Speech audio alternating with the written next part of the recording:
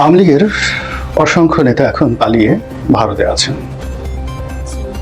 এবং তাদের একটা বিরাট অংশ কলকাতাতে আছেন। কিভাবে গেলেন, কখন গেলেন, এটা নিয়ে বহু প্রশ্ন। এবং কলকাতাতে যারা রয়েছেন তারা আওয়ামী লীগের রাজনীতিতে একটা সময় খুবই, যাকে বলা হয়, প্রভাবশালী ছিলেন এবং আগে জানা না গেলেও অনেকের বিরুদ্ধে সীমাহীন দুর্নীতির অভিযোগ এখন সামনে চলে আসছে। আওয়ামী লীগের যে একজন স্বরাষ্ট্রমন্ত্রী ছিলেন আসাদুজ্জামান খান কামাল, হাঁটা চলা কথাবার্তা দেখলে মনে হতো একেবারে সাক্ষাৎ ফেরেশতা। ভাজা মাছটা উল্টে খেতে জানেন না এবং তার ভাবভঙ্গি দেখলে মনে হতো যে স্বরাষ্ট্র মন্ত্রণালয়ে যা কিছু অপকর্ম সব কিছু মূলত শেখ হাসিনার নির্দেশে হয়, কিংবা যখন বেনজির ছিলেন বেনজির নির্দেশে হতো, কিংবা ডিবির যত কর্মকাণ্ড সব হারুনের নির্দেশে হতো, কিংবা মনিরের নির্দেশে হতো যখন মনির ডিবি প্রধান ছিলেন। কিন্তু এখন আমরা বুঝতে পারছি যে সব শয়তানের মূল এই আসাদুজ্জামান খান কামাল, অর্থাৎ স্বরাষ্ট্রমন্ত্রী কামাল। এখন কামাল শুধু যে এই বাহিনীটিকে কলঙ্কিত করেছেন, পাপময় করেছেন তা নয়, তিনি তার নিজের জীবন, জীবিকা, ছেলে, সন্তান, পরিবার পরিজন, আত্মীয় স্বজন, বন্ধু বান্ধব সবাইকে বিপদের মধ্যে ফেলে দিয়েছেন। দুই হাতে অর্থকড়ি লোপাট করেছেন। শুধুমাত্র কাউরান বাজার থেকে তিনি প্রতিদিন 1 কোটি টাকা চাঁদা আদায় করতেন, এইরকম খবর এখন লোকমুখে চাউর। এরপর এই জমি দখল, ওই জমি দখল, কক্সেস বাজারে তার গুণধর পুত্র কত শত বিঘা জমি যে দখল করেছেন তার কোনো হিসেব বা নিকেশ নেই। এখন এই কামালের, সাবেক স্বরাষ্ট্রমন্ত্রী বা পুলিশ মন্ত্রী কামালের একটি ছবি ভাইরাল হয়ে পড়েছে। তিনি কলকাতাতে আছেন এবং কলকাতাতে থাকা অবস্থায় তিনি আবার দাড়ি মুবারক রেখেছেন, আল্লাহর পথে গিয়েছেন এবং দাড়ি মুবারক রেখে নামাজ পড়েন না কি করেন আল্লাহ একমাত্র তিনি ভালো বলতে পারবেন। দাড়ি নিয়ে কথা বলাটাও আমি মনে করি যে শালীনতার পর্যায়ে পড়ে না।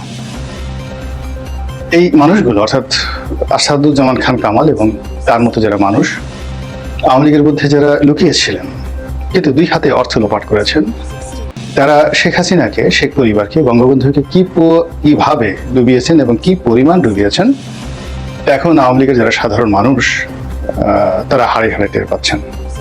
আওয়ামী লীগের লোকজন এ সকল দুর্নীতিবাজ, এ সকল দুর্নীতিবিদ, অপদার্থ এই লোকদের প্রতি এতটা বিরক্ত, এতটা বিক্ষুব্ধ যে তারা যদি সুযোগ পেত তাহলে গণপিটুনি দেওয়ার জন্য বাইরের লোক লাগতো না। আওয়ামী লীগের লোকই তাদেরকে গণপিটুনি দিয়ে রীতিমতো পাগার পার করে দিতেন, দুনিয়া থেকে একেবারে মাটির তলে পাঠিয়ে দিতেন। তো যেটা বলছিলাম যে এরা পালিয়ে কলকাতাতে চলে গিয়েছেন এবং কলকাতাতে গিয়ে তারা ভিক্ষা করছেন না, তারা কলকাতাতে গিয়ে কোনো কাজ করছেন না, বরং কলকাতার অভিজাত হোটেলগুলোতে, তারপর সেখানকার পাব, ডিস্কো, ক্যাবারেগুলোতে, জুয়ার আড্ডাতে, যাদের একটু মেয়ে মানুষের অভ্যাস আছে তারা পতিতালয়গুলোতে সময় কাটাচ্ছেন। এবং এই অভিযোগ এদের বিরুদ্ধে ছিল 1971 সনে।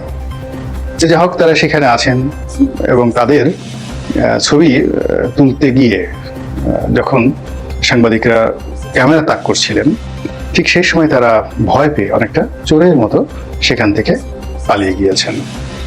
আমরা যারা বাংলাদেশে আছি, আমরা এখন এই যে তাদের কলকাতায় পালিয়ে যাওয়া এই বিষয়গুলো নিয়ে আলোচনা করতে পারি যে তারা লোকচক্ষুর অন্তরালে একেবারে শেষ পর্যায়ে আমাদের এই যারা এখন ক্ষমতায় রয়েছে তাদের কারোর মদদে তারা কি পালিয়ে গেলেন নাকি কৌশল করে পালালেন? তাই যদি হয় তাহলে যারা সীমান্ত দিয়ে অবৈধ পথে পালানোর চেষ্টা করেছেন তারা তো কেউ পারেননি, বেশিরভাগ তো ধরা পড়েছেন এবং সেখানে অনেকে খুব নির্মমভাবে হত্যাকাণ্ডের শিকার হয়েছেন। তাদের সর্বস্ব কিভাবে লুটপাট করা হয়েছে তার প্রমাণ আমরা বিচারপতি মানিকের যে করুণ পরিণতি তার থেকে দেখেছি। তো সেক্ষেত্রে বিপ্লব কোথায়, হারুন কোথায়, মেহেদি কোথায়? এরকম পুলিশের অন্তত 50 জন কুখ্যাত আওয়ামী ক্যাডার যারা মানুষের জীবন প্রতিষ্ঠা করে ফেলেছিল তারা কি বাংলাদেশে আছে না তারাও এই কলকাতাতে গিয়ে আছে সংঘবদ্ধভাবে? তো দ্বিতীয়ত, যারা রাজনৈতিক ব্যক্তিত্ব, ইতিমধ্যে আমরা জানতে পেরেছি শামীম ওসমান এবং তার পরিবার, শেখ পরিবারের অনেক সদস্য এবং তাদের পরিজন অর্থাৎ স্ত্রী পুত্র কন্যা সহ অনেকেই নিরাপদ এবং নিশ্চিন্তে ভারতে গিয়েছেন এবং ভারতে তাদেরকে থাকতে হবে, পালাতে হবে। এই জিনিসগুলো তারা সেখানে আগেই আয়োজন করে রেখেছিলেন। অনেকের বাড়ি আছে, অনেকের গাড়ি আছে, তারপর সেখানে ব্যাংক ব্যালেন্স আছে, অনেকের বিকল্প পাসপোর্ট আছে, অনেকের ভিসা আছে। আর ভিসা পাসপোর্ট ছাড়াও যেহেতু ভারত তাদের দাদার বাড়ি, অনেকের বাবার বাড়ির মতোই, শ্বশুর বাড়ির মতোই, তো ভারতে তারা সব কিছু সুন্দরভাবে তারা সেখানে সংরক্ষণ করে রেখেছে।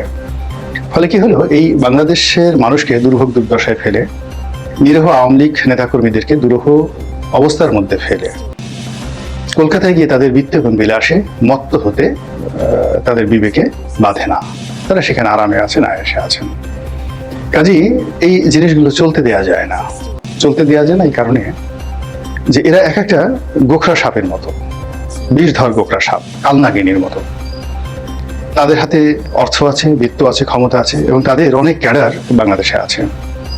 তারা কলকাতা থেকে যদি কোনো নির্দেশ দেয়, এই ঢাকা শহরে আগুন লাগানোর মতো অসংখ্য দুর্বৃত্ত রয়েছে এবং তাদের হাতে এত টাকা, অঢেল টাকা, এবং তারা যেটা পাচার করেছে প্রায় 12 লক্ষ কোটি টাকা। আবার বলছি, প্রায় 12 লক্ষ কোটি টাকা তারা বিশ্বের বিভিন্ন দেশে পাচার করেছে।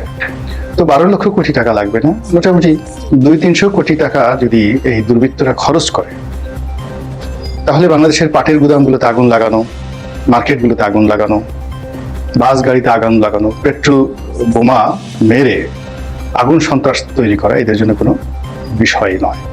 তো কাজেই তাদেরকে একেবারে ভোলে ভালে সাধারণ মানুষ মনে করা, তাদেরকে কোনো বিষয়ে ছাড় দেওয়া, এটি মনে করি আমাদের জন্য সবচেয়ে বড় একটা দুর্ভাগ্যের বিষয় হবে এবং আমাদের জন্য সবচেয়ে কলঙ্কের একটি বিষয় হবে। তো কোনো অবস্থাতেই যারা বর্তমান ক্ষমতায় আছেন, তারা যদি ক্ষমতায় থাকতে চান, কিংবা যারা আগামীতে ক্ষমতায় আসতে চান, তারা যদি ক্ষমতার পথকে নিষ্কণ্ঠ করতে চান, এমনকি আওয়ামী লীগ যারা করতে চান, আওয়ামী লীগের রাজনীতি যারা করতে চান, তাদের সবাইকে এ সকল দুর্বৃত্তের বিরুদ্ধে জবান খুলতে হবে, তাদের বিরুদ্ধে ব্যবস্থা নিতে হবে এবং তাদেরকে শাস্তির আওতায় আনতে হবে। যে কোনো মূল্যে তাদেরকে ওই দেশ থেকে বাংলাদেশে আনতে হবে এবং বিচারের মুখোমুখি করতে হবে। বাংলাদেশে একজন মান্নানকে ধরে, একরামকে ধরে, পলককে ধরে কোনো লাভ হবে না, এমনকি সালমান এফ রহমানকে ধরেও কোনো লাভ হবে না। এর কারণ হলো সালমান এফ রহমানের হাজার হাজার কোটি টাকা বিনিয়োগ রয়েছে বাংলাদেশে, কিন্তু এই সকল লোক যারা শুধুমাত্র রাষ্ট্রটা নিয়েছে এবং খেয়েছে, একবার রেখেছে ভারতে, একবার রেখেছে বাংলাদেশে, এবং জীবনের শেষ ক্ষণ পর্যন্ত তারা বাংলাদেশের সর্বনাশ করেছে। কাজেই এই লোকগুলোকে ফিরিয়ে আনতে হবে যে কোনো মূল্যে, যদি এই রাষ্ট্রের অস্তিত্ব টিকিয়ে রাখতে হয়। আর সেটা যদি আমরা করতে